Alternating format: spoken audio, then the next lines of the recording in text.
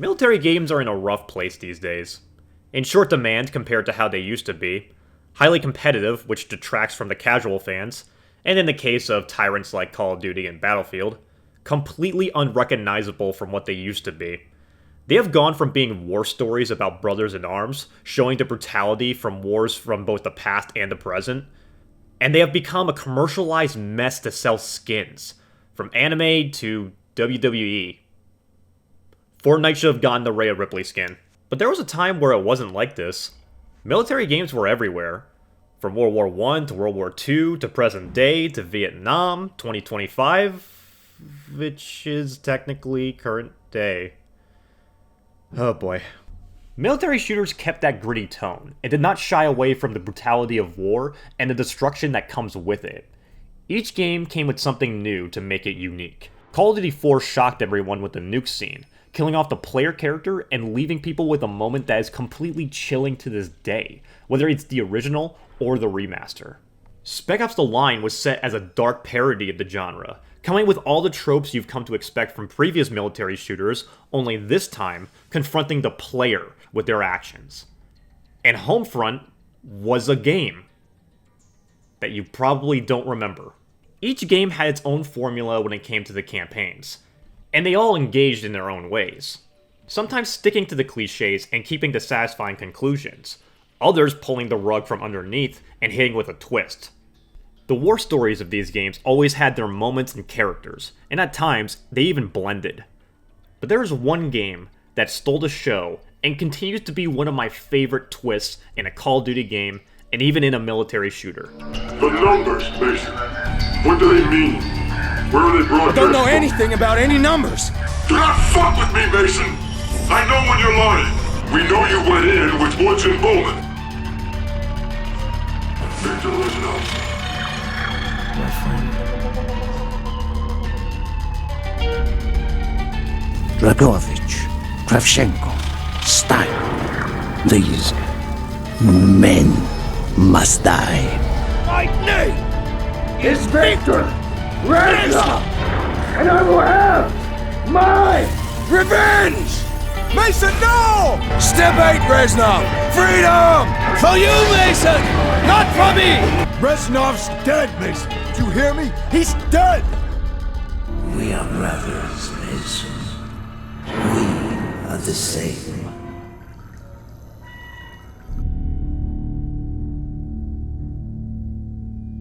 Call of Duty Black Ops stood out back in 2010 as the most unique CoD game to date, even when you compared them to the sequels. CoD games at this time were mainly set in World War II, and were just starting to dabble into the modern day, and Treyarch had just come out with their depiction of World War II, which is by far the most brutal game in the series to me. If you ask me, World at War is the best World War II CoD. But Treyarch didn't want to go into the modern day just yet. Not exactly. Instead, they decided to take place in the Cold War, putting a foot in all aspects of the conflicts in the 60s, from the Cuban Missile Crisis to the Vietnam War. But the game didn't start with boots on the ground or a boot camp style tutorial with Captain Price making fun of your name. It starts with you strapped to a chair with two strangers berating the player character Mason with questions, hammering into his mind. Even without starting the game, we are introduced to the story in the main menu. Which I gotta say, I miss when main menus used to do stuff like this, when they implemented the story and aesthetic of the game into the UI. But anyway, the intro of this game happens in the interrogation room, and we are being told events from Mason's point of view. And right off the bat, Mason as a character is standing out a lot more from the other protagonists we've had at this point, as he actually talks, both in cutscenes and in gameplay. Previous protagonists would not speak in the entirety of the gameplay sections. The only time that they would was when we were watching them as someone else. Take Soap in Modern Warfare 2. We would only see him talk when we were playing as Roach, but when we were playing as him, he was pretty silent. But now we have a character that is a lot more chatty and openly expresses their concerns, which is good because the scenes with the interrogations wouldn't be as intense or impactful if they were just one-sided yelling from one, maybe two other people. But the story structure also stands out from the other games because we are not going in chronological order like the previous titles. Instead, we are traveling through Mason's memories, seeing his missions from the past with his squad mates, and most importantly, the time he spent in the Russian labor camp Vorkuta, and the friendship he established with the infamous Viktor Reznov, who, for those of you who have played World at War, you know exactly who this is. It also leaves a feeling of concern and dread when you see him, and wonder, why is he here? And where is Dmitri? But utilizing the 8 steps to freedom, Mason makes it out. But unfortunately, he's the only one. This is the most important mission of the game as it highlights the importance of Mason's character arc and serves as a connection to World at War with Reznov. But this wouldn't be the last time that Mason would see Reznov. The mission that takes place after this is USDD. This mission is just a cutscene, and yet it's one of my favorite parts of the game, because the entire time the environment feels cramped and uncomfortable. As you are walking through it and seeing everything from Mason's point of view, constant thoughts and chants are rattling off in his brain as he continues to walk through the Pentagon. It's very clear that something happened at Vorkuta, something terrible. And it's showcased to the player where we can see everything that Mason is going through. And then it's concluded with a meeting with JFK, where everything gets even more fucky. JFK walks in slow motion, and the monitors behind him show mugshots of Lee Harvey Oswald, along with real-life footage of the aftermath of the assassination. All the while, the numbers are repeated in our heads over and over again, a reminder of what Mason is going through. But it also sets up the contrast for the two sides that we will see Mason be fighting for the rest of the campaign. Not to mention this part. But now the president has sent him to kill Dragovich and clean this mess up. After that, it seems like things are going to be going back to being just another Call of Duty game. You get a mission in Russia, Vietnam, you meet with your old gang Woods and Bowman, who was voiced by Ice Cube, by the way. Then you get a mission, The Defector, where you are looking for someone who leaked info about Dragovich. It's revealed that it was Reznov. He gives you a dossier on what Dragovich, Steiner, and Kravchenko are planning. On top of that, Reznov even quickly joins you and your crew. But something doesn't feel right. When Mason asks how Reznov escaped Vorkuta, he just kind of glazes past it. And when you first meet him, you hear the numbers playing in Mason's head. And that continues into the other missions as well. It clues you in that something is wrong.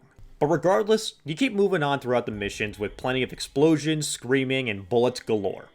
But as we continue on, things keep on escalating, both in Mason's memories and in the interrogation room. The reveal of Nova 6 through the story that Reznov tells and his lust for revenge, it paints a grim picture of what could be happening outside of the interrogation room as well. The scramble of the interrogators trying to get Mason to remember and reliving the trauma that he had to go through to kill these 3 men. But it's when we get to the mission on Reverb Island that things start to show face a lot more. We see it from 2 perspectives, Mason's and Hudson's. To Mason, Reznov killed Steiner and took his revenge. But when we're playing as Hudson, we see that Mason went AWOL and assaulted the base and killed Steiner himself. Finally, we get to the twist. All the numbers being pumped into Mason's head constantly. What happened in Vorkuta, we see that he was supposed to be another sleeper agent, sending him to flatline Kennedy like we saw in the Pentagon mission, and it almost worked. The programming was applied, but Reznov was hellbent on revenge that he sabotages and out-manipulates Mason to be his agent instead. But what makes this twist work so well is that it is layered in a way that the players are capable of figuring it out themselves. As mentioned before, the numbers playing whenever Reznov shows up is one clear sign that something is wrong. But another one is that the surrounding characters show confusion and even frustration with Mason when he is chatting with Reznov. Mason, what the fuck are you doing? You gotta get these guys out. This is something that's missing in a game like Spec Ops. Now don't get me wrong, Spec Ops is an incredibly impactful game that continues to hit with its message to this day, but not with everyone. When you look back on the main plots, there are moments where the game will cheat and show you something different than what was there before, without any clue to something being off. It has less faith in the player, and to me, it can make the twist less impactful because of it, at least when you reflect on it. Black Ops 1, by comparison, gives you enough to show that things don't add up, and allows the player to come to the conclusion with the characters and figure out the mystery together. And that's why I think this twist is the best in the series, and what makes Black Ops 1 stand out. Black Ops has a vibe that is unmatched to this day. While World at War had the gritty aesthetic, Black Ops 1 had the grimy and cluttered one. The Cold War aesthetic is a very powerful one. Even if this was when the CoD games were in the process of becoming more action games than war games. World at War undoubtedly introduces the unapologetic brutality of war in games. Black Ops introduced the twist naturally and intriguingly. These twists worked well in the narrative and the campaign, and because of them, we were able to get more war games like this. At least for a while. Personally, Black Ops 1 to this day remains the most unique and fascinating title to look back on. The story and atmosphere just ooze with so much personality. It was different, but also the most confident. And personally, it's the most confident out of all in the trilogy. And it's a shame that we'll never get one like it again. They certainly tried. And it wasn't bad by any means, but it just doesn't hold up to the old days. But seriously, what the fuck was this line? I'm a goddamn onion, Mason. You should know that.